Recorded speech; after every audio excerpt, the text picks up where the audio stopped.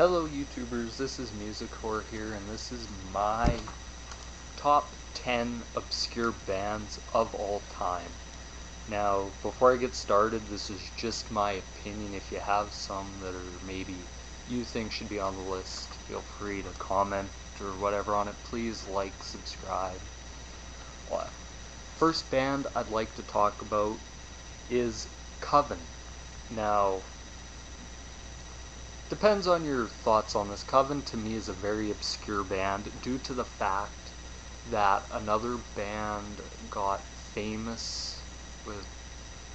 There's a little controversy there whether or not who came up with Black Sabbath first.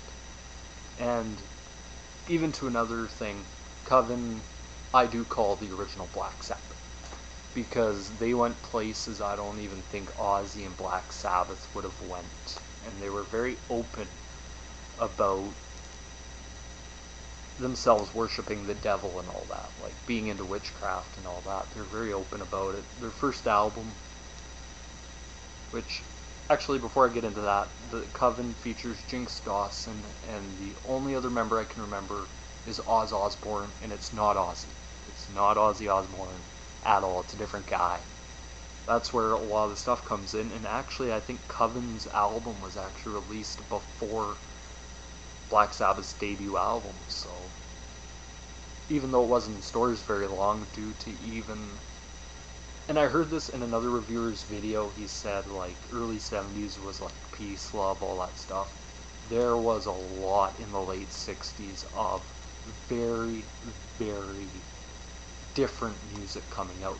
Coven, Tomorrow's Kiss, you could even say Atomic Rooster to an extent, did a lot of experimental, and also you could even say Lucifer's Fiend or Friend, or I can't remember exactly what it is.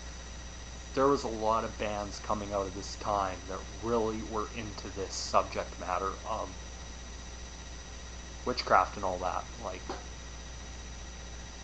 Witchcraft Destroys Minds, Reaps Souls. I know they released another album, I'm not sure how many after that, but they were a very obscure band, and like, they were good. Like, Jinx Dawson had a great voice, and the Wicked Woman, I love that. Wicked Woman, see you in hell, and all that stuff. Okay, next band on my list is Atomic Rooster. Now, I'm not sure how people would how well known Atomic Rooster really is, because it depends on what group of music fan you base it on. If you base it on a just general casual music fan, you probably never heard of Atomic Rooster. One of the constant members, Vincent Crane, was a member of Arthur Brown, which I can't remember the full name of Arthur Brown's early prog rock band, but Vincent Crane was a member of it, and he was really a good musician. If you listen to the Devil Walks Behind You, I think's the name of the album, and countless others. Just can't remember the names of them off by heart, but there was some really, really great music from Atomic Rooster. Spoonful of Bromide, Tomorrow's Gone, all these songs, and it just led into some really great music. Next band I'll talk about is Iron Claw. And some people would be like, who the hell is Iron Claw? And they released two really great albums. I think Pre-Paranoid probably released one of the best hard albums I've ever heard pre-Black Sabbath. It was very good. It was a self-titled Iron Claw album. They even released Dysmorphobia, which was another really great record just to listen to hear the hardness of it, and it worked well. Next band is very, very obscure. I'm not sure now, because I believe there was another band out there that's playing their music, but, and same name, but I doubt the original members, Brain Ticket. And to you who don't know Brain Ticket, listen to their first album, That album blew my mind the first time I heard it, with songs like Black Sand, Pieces of Light, Brain Tickets Part 1 and 2, just out there. And this whole chick talking in like poetry, or even you could say, I originally thought the first time I heard it, they took this chick, got her high on LSD, and stuck her in the room and just said, here you go, just speak what you're seeing and all that, and that's it. Next band is Toad. I'm not sure how many albums Toad released because it's not very clear. Like, I've tried Wikipediaing them. There's two I know of. Toad had a self-titled debut, and I know they released Tomorrow Blue. This was a great blues rock band. Had some awesome tracks. Like, They Say I'm Mad, and Tomorrow's Blue, off just two highlights. There's some other songs.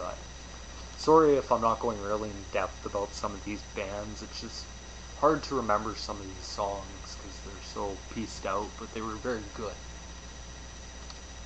what I heard from them. So if you want, and it sort of leaves some opening to you to go actually listen to the band and form your own opinions on them.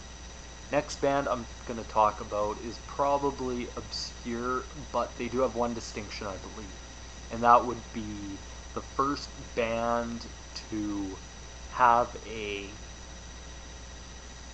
parental advisory thing on it saying you must be over the age of 16 or 18 to listen to this record. Like, that, back in the 60s, that was huge, and that was Psychedelic Moods from The Deep. We're just a studio band. I'm not sure if they released, I think they released one more record, or were in the process of making one more record before it broke up. And back that time, there was a lot of bands out there to get signed and discovered.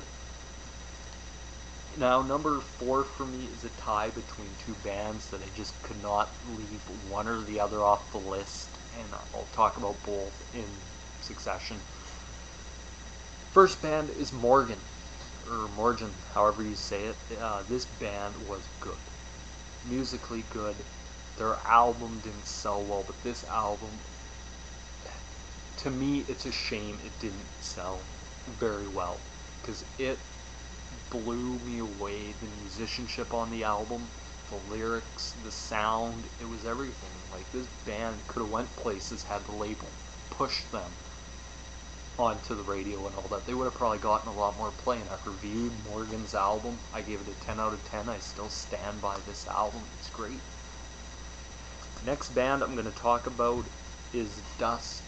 They released, I believe, one album, maybe a second album or third, I'm not sure. The thing about a lot of these bands is they were so spread out, and there's so many of them, that a lot of bands did get lost. And Dust is one of them that released some albums, and they're also bands that necessarily Wikipedia doesn't have much information, or even music sites don't have much information on them, because they did do so little. But back in that day, it was feast or famine, and a lot of bands got slowed up. Next band I'm going to talk about is Warhorse. This band was prog rock at its finest, with a bit of heavy metal. Their second album, Red Sea, I remember listening, I can't remember the name of the second song off the album off by heart, but there is elements of thrash metal there, which is shocking to hear from a band. Their first album, Warhorse, was great. It was good, heavy psych, prog rock thrown into a song and just, or into an entire album and just gone over there and made it so well. And final band I'm going to talk about, they released to me one album that I will say, and I have no problem saying this, is a gazillion times better than anything Led Zeppelin ever did. This is a thing I've heard. A reviewer called Chainsaw Gears 12 did a topic where he said it does singing in the same voice style throughout an entire album, heard it, and how it just becomes boring. This album he might have sung a lot in the same style. This album was far from boring. And the band Leafhound, they are great. The album Growers of Mushrooms, great record. If anybody downloads this record, it is like goes on iTunes or one of these new sites like Music Unlimited on some gaming consoles, I believe has this record. It completely blew me away because I used to think, wow, Zeppelin 2 and 4 were great albums until I heard Leafhound. And I'll say this flat out, there is not a bad song on the album. Freelance Fiend, Sad Road to the Sea, Drown My Life in Fear, Work My Body, Strayed, I think is the name of it, with A Minute to Go. There's Sawdust Caesar, Stagnant Pool, Growers of Mushrooms. As I said, there's just not a bad song on the record. Leafhound took what a lot of bands at the time were trying to do and they evolved. And I think that's what's missing from a lot of music today is an evolution. Or even the thing to release a good album that has good flow. Even though each song is different, it flowed and it didn't hurt the album. So yes, that's my review of some top 10 obscure bands. If you have any other bands I missed. Oh wait a minute, there is one I missed. I'll talk about one more. And its name is Felt. They released a couple records. Their debut album was stellar and has some good songs on it. The couple I'll really like to talk about, Now She's Gone. That song just completely listened to 70s soft rock. Like, this is what you could call it, a soft rock blues. Worked very well. And the next song on the album was Weeping Mama Blues. And this song really, like, for a band, you could hear tightness in this band. It worked really well. And so yes, that's my review of some obscure bands that you might not have heard of, and I really encourage everybody, go check these bands out. They're really good. And I know a lot of people here, you gotta have a good sense about going into it, not with no expectations. Because that's the only way to really listen to an album. You have to listen to it, no expectations, go in it, and then you're amazed at some of the stuff you hear. So yeah, this is Music Horror. Peace.